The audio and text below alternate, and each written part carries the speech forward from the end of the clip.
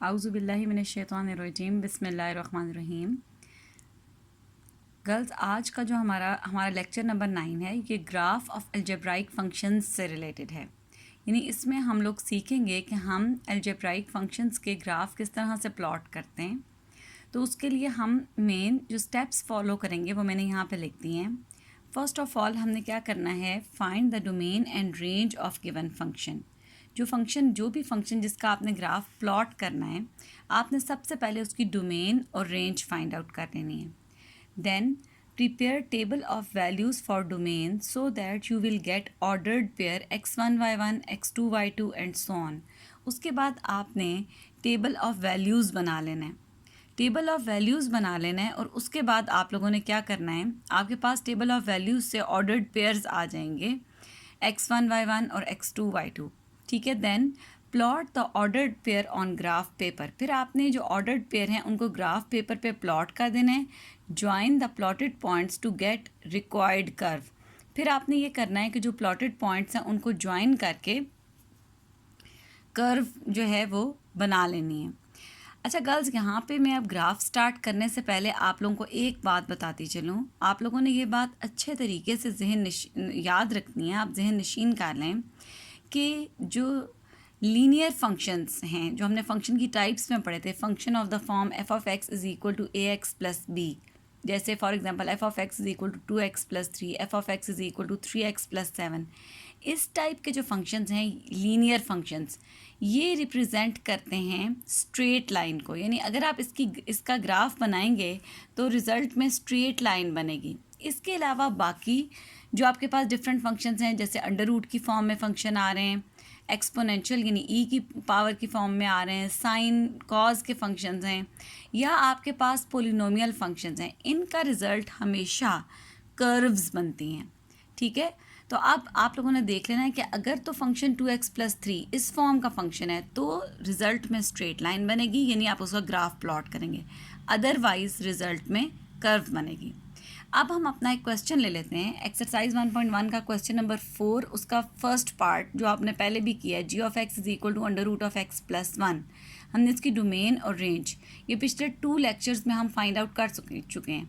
Domain हमारे पास थी -1 से इन्फिनिटी और रेंज आ रही थी 0 से लेके इन्फिनिटी तक। तो फर्स्ट स्टेप में हमने इसकी डोमेन भी लिख ली और रेंज भी लिख ली।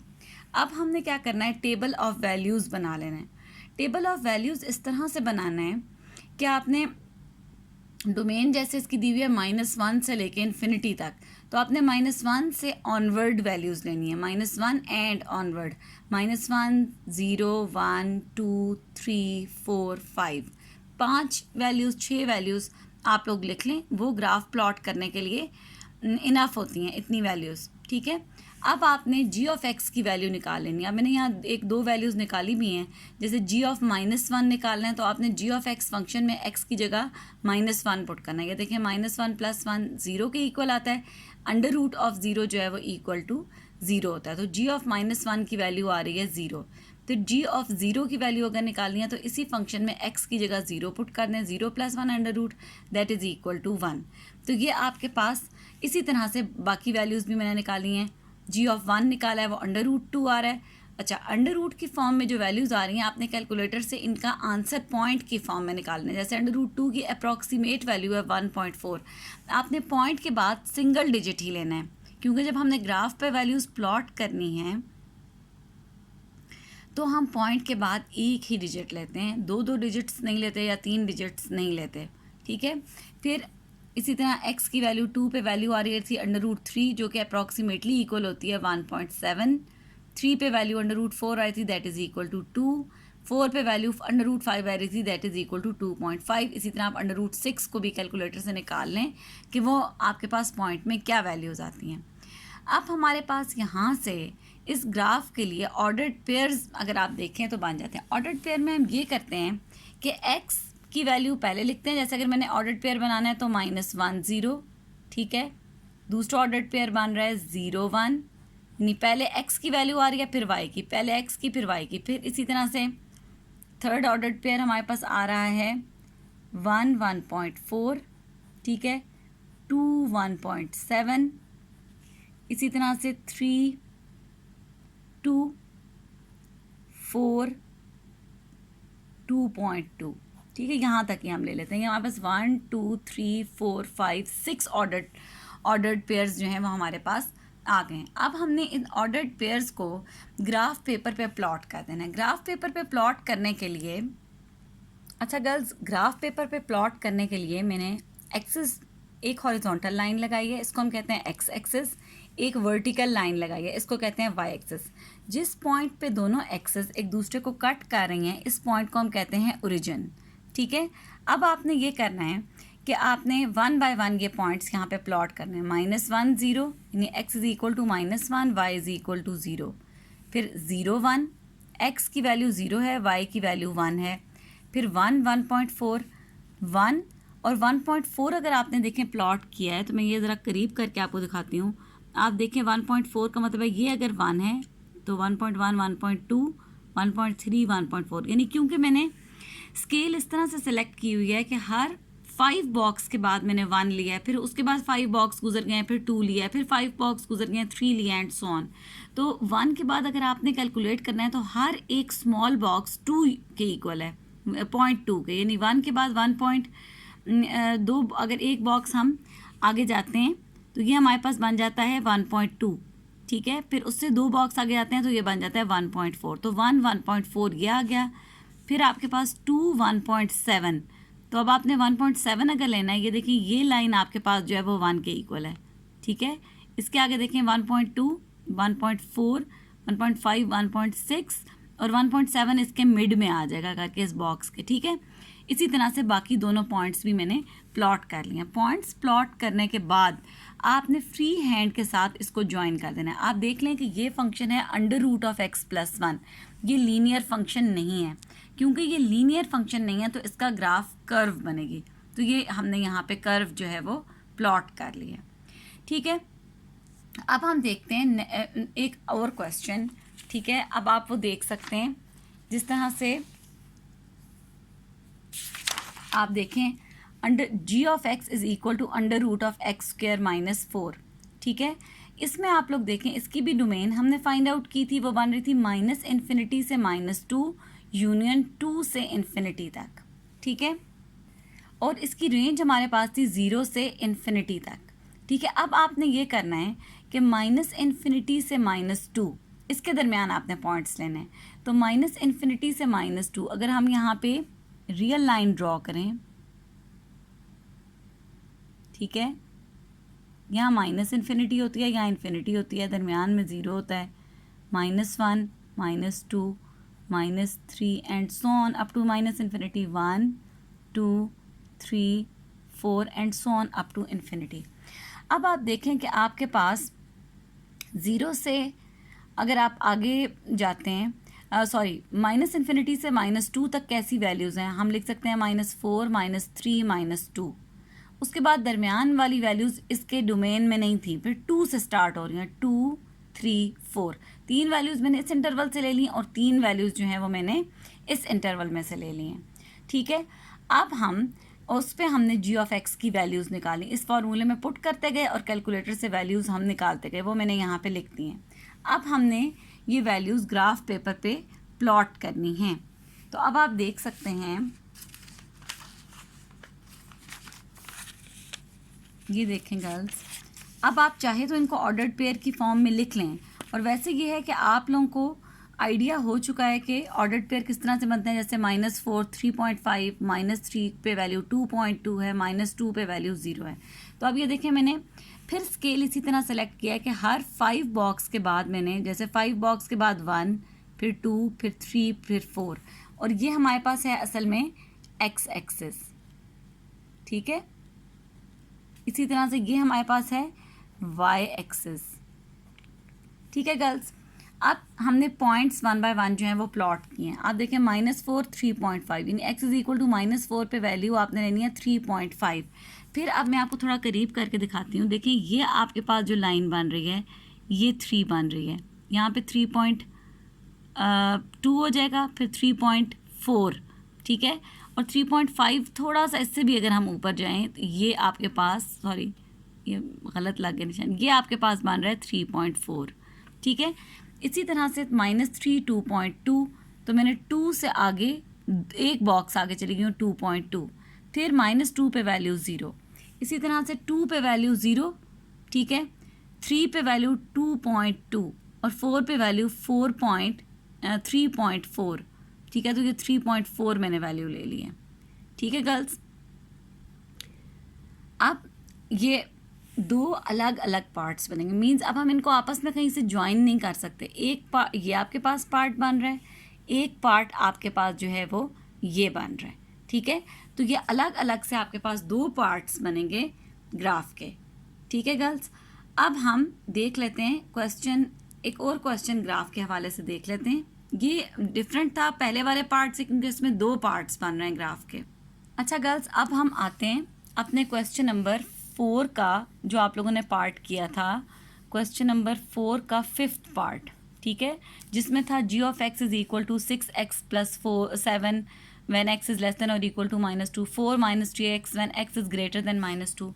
इसके लिए हमने कल ये दो टेबल्स बनाए थे, ठीक है, और इसमें हमने वैल्यूज़ फाइंड आउट वहीं पे कर ली थी। अब हमने जस्ट इनको प्लॉट करना है। अच्छा, आप देखें जो पीस वाइज फंक्शंस होते हैं जो दो पार्ट्स में डिफाइंड होते हैं, टेबल ऑफ वैल्यूज़ तो हम इसके दो बनाएंगे, लेकिन जब हम लोगों ने ग्राफ प्लॉट करना है तो हम एक ही ग्राफ पेपर पे ग्राफ प्लॉट करेंगे, ठीक है। तो अब मैं आप लोगों को दिखा देती हूँ कि इसका ग्राफ हमने किस तरह से प्लॉट किया है। ये आप देख सकते हैं, ये देखें हमने किस तरह से प्लॉट किया है। पहले आप इसका एक पार्ट ले लें, ये ले लें g of x is equal to 6x plus 7। पहले इसकी आप सारी वैल्यूज़ जो हैं वो प्लॉट कर लें। आप देखें -2 पे वैल्यू क्या है, -5, तो मैंने x इज इक्वल टू -2 पे वैल्यू ले ली है -5। फिर -3 पे वैल्यू क्या है, -11, तो -3 पे वैल्यू आ रही है, या आप देखें -3 पे हमारे पास वैल्यू आ रही है -11, ठीक है। दो पॉइंट्स ही प्लॉट करने जो हैं वो यहाँ पे यानी कि इसके इनफ है, क्योंकि अगर मैं मज़ीद करती हूँ तो देखें -5, -11, -17, -23 वैल्यूज़ बहुत ज़्यादा बड़ी हो रही हैं, तो हमें यहाँ से ग्राफ को फिर मज़ीद एक्सटेंड करना पड़ता। तो 2 या 3 पॉइंट्स इनफ है मैंने यहाँ पे।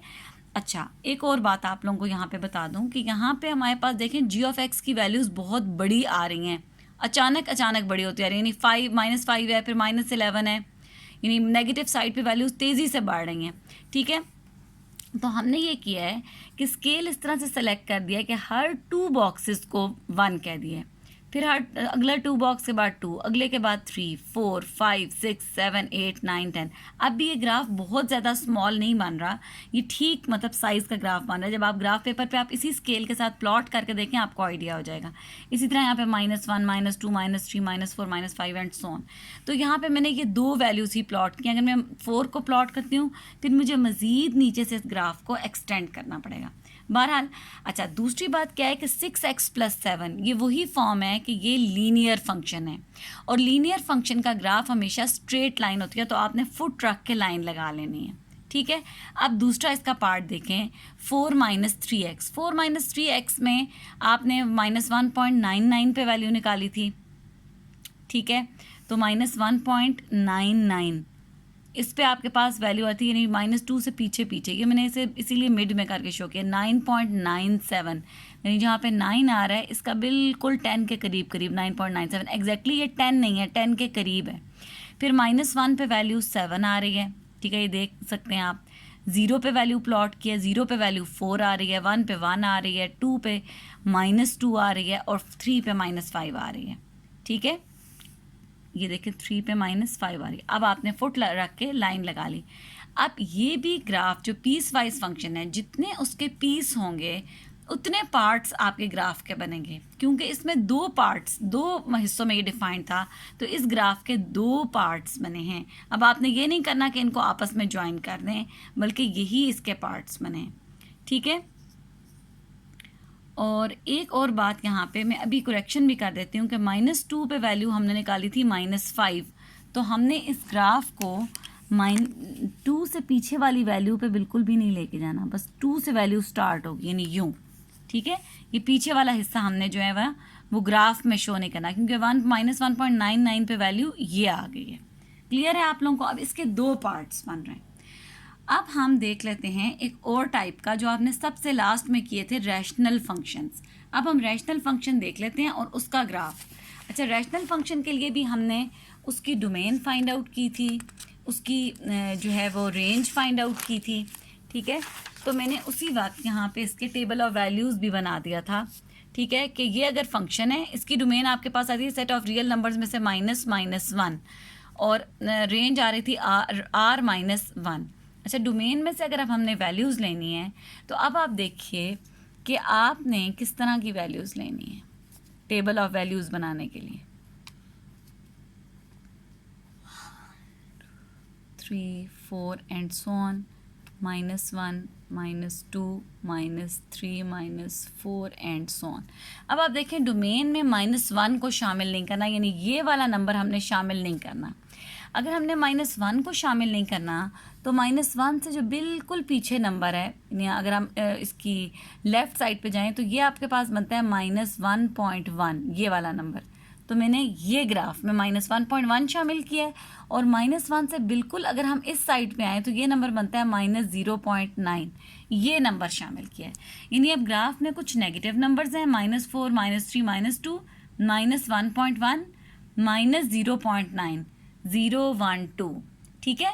मैंने एग्जैक्ट -1 को शामिल नहीं किया क्योंकि डोमेन में -1 जो है वो शामिल नहीं है, ठीक है। और मैंने इस पे g(x) की वैल्यूज़ जो हैं वो निकालनी है। वैल्यूज़ निकालने के बाद ग्राफ प्लॉट करने के लिए मेरे पास फिर ये ऑर्डर्ड पेयर्स आ गया, -4, -2, -3, -1, -2, 0, ठीक है। अब ये वाले पॉइंट्स मैंने यहाँ ग्राफ पेपर पे प्लॉट किए हैं, ठीक है। प्लॉट करने के बाद आप देखें ये सारे पॉइंट्स माइनस में मेन आप देखें, जैसे -4 पे -2 वैल्यू है, ये आपको आइडिया हो रहा है।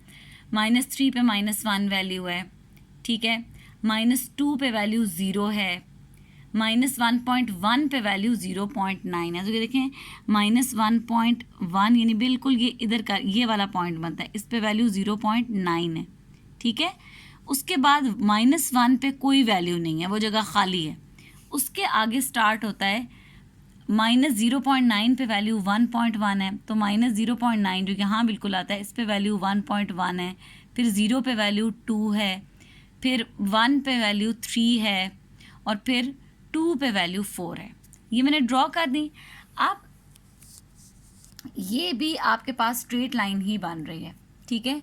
और इसमें बहरहाल जो -1 है इस पे ये फंक्शन डिफाइंड नहीं है, यानी इसकी कोई वैल्यू नहीं है। तो ये इस पे ये जो खाली हिस्सा है इस पे आपने एक गोल सा, इसे हम कहते हैं होल बना लेना है, यानी बाकियों पे तो ये डिफाइंड है, यहाँ पे आपने -1 पे होल, जिस पॉइंट पे फंक्शन बाकी सारी ये लाइन कॉन्टीन्यूसली चल रही है, सिर्फ ये दरमियान वाला जो हिस्सा है ये इस ग्राफ का हिस्सा नहीं है, तो आपने उसको होल से शो कर देना है, ठीक है गर्ल्स।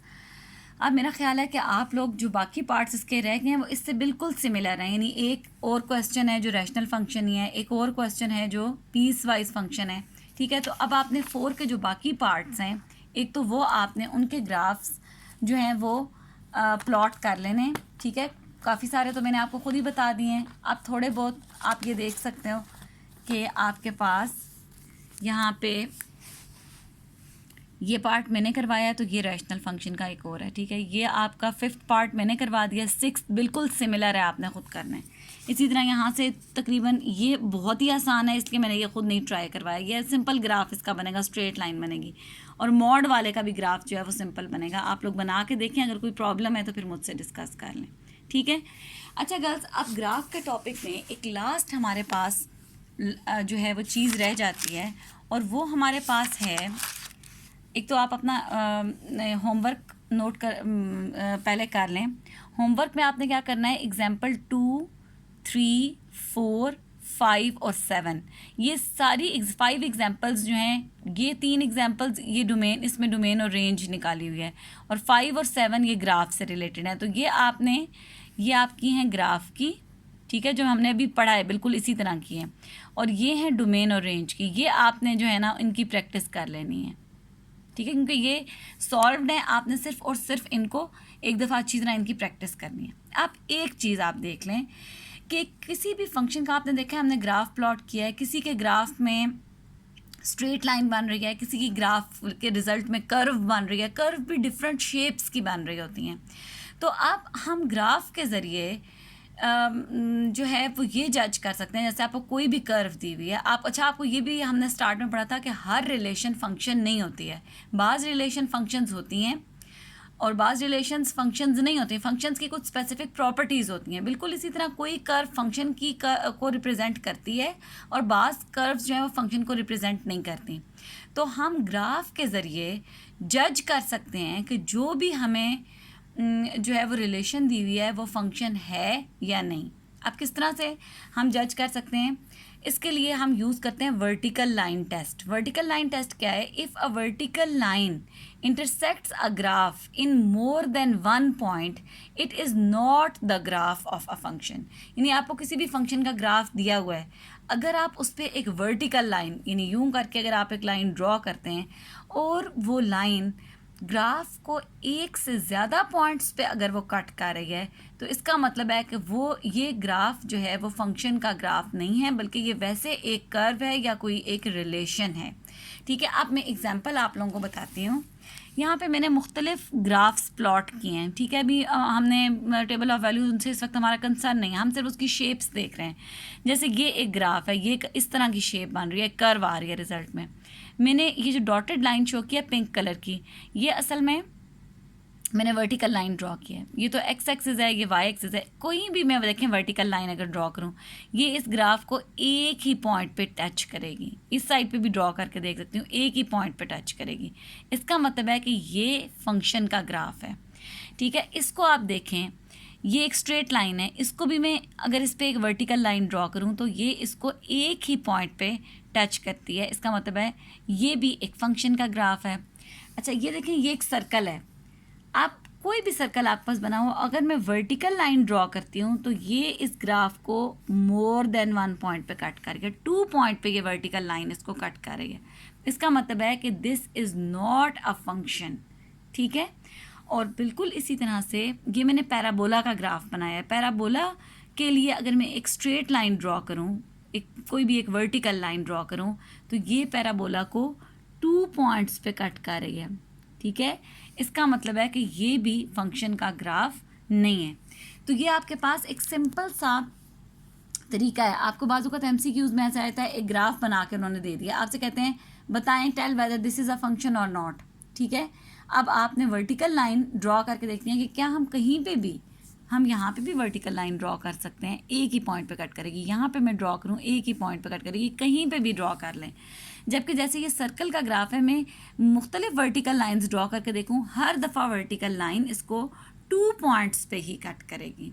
ठीक है, तो सिंपल आपने ये एक तो वर्टिकल लाइन टेस्ट, इसको याद भी कर लें, इसकी एग्जांपल्स भी ज़हन नशीन कर लें। वर्टिकल लाइन टेस्ट जो है, इसकी मैंने स्टेटमेंट आप लोगों को बताई है, ये स्टेटमेंट भी आप लोगों ने अच्छे तरीके से इसकी स्टेटमेंट जो है ना वो याद कर लेनी है। ठीक है, और दूसरा जो मैंने आपको होमवर्क में एग्जांपल्स दी हैं, ये एग्जांपल्स आपने ज़रूर जो है इसकी प्रैक्टिस कर लेनी है।